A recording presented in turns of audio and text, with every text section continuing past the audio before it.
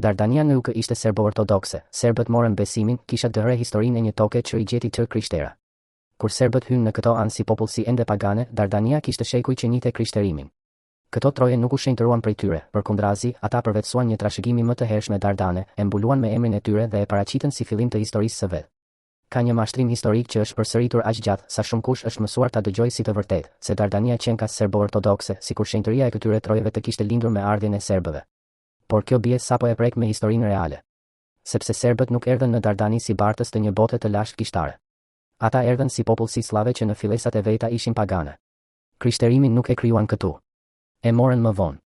Dhe kur e morën, e vendosën mbi një tokë që e kishte njohur besimin shumë më herët se ata.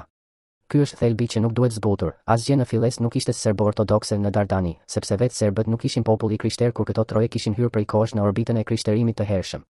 Hapësira iliriko-dardane kishte njohur predikimin apostolik qysh në shekullin e parë, në kohën kur Shëmpali shpalli ungjillin deri në Ilirikum, në mesin e viteve 54-56. Dardania ishte pjesë e kësaj hapësire ballkanike. Kjo do të thotë se këto troje kishin hyrë në dritën e krishterimit shumë kohë para se slavët të kristianizoheshin. Pra, jo, serbët nuk sollën fen në Dardani. Ata e gjetën fen këtu. E gjetën kishën këtu. E gjetën kujtesën këtu. Madje edhe kur flasim për dallimet e mëvonshme kishtare, duhet ruajtur saktësia. Në fazat e hershme nuk flasim për një botë serbe, por për një trashëgimi të krishterë të hershme dardanoromake e bizantine, para ndarjeve dhe para kapjeve të mëvonshme politike. Më vonë, me zhvillimet e shekujve, kjo hapësirë njohu format perëndimore dhe lindore të krishterimit, por themeli nuk ishte serb. Themeli ishte vendas i hershëm Dardan. Serbët nuk ndërtuan zanafillën, ata përvetësuan vazhdimsinë. Kjo është diferencë kolosale historike. Kushto që e lexon me sy të ndershëm historinë, e kupton se rendi kishtar mesjetar serb nuk doli nga hiçi. Ai u ngrit mbi një hapësirë që kishte shtresa të mëparshme të krishtera. Kjo është arsyeja pse pretendimi gjithçka ishte serbe është jo vetëm i gabuar, por edhe i ndërtuar mbi përmbysje kronologjie.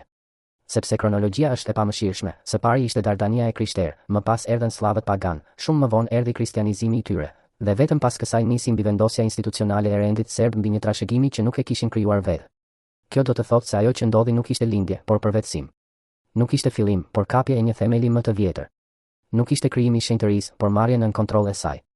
Në gjuhë të thjeshtë, serbët morën besimin nga kjo hapësirë e kristianizuar, morën kishat e një bote më të hershme, morën historinë e Dardanisë dhe e rishkruan si të vetën. Kjo është arsyeja pse sot ka kaq shumë mjegull. Sepse kur një popull humbet pushtetin institucional mbi kujtesën e vet, vinë të tjerët dhe e vullosin gurin me emrin e tyre. Prandaj postimi historik duhet ta thotë prerë. Dardania nuk ishte serbo-ortodokse.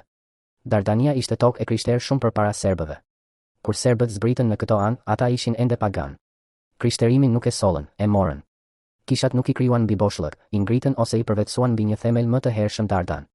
Historinë nuk e trashëguan si autor të fillimit, por e morën dhe e bën të tyren me forcën e rendit politik e kishtar. Dhe kjo është pika ku duhet goditur pa lëkundje. Serbët nuk janë zanafilla e krishterimit në Dardani, ata janë mbivendosja e mëvonshme mbi një trung më të lashtë që nuk u përkiste.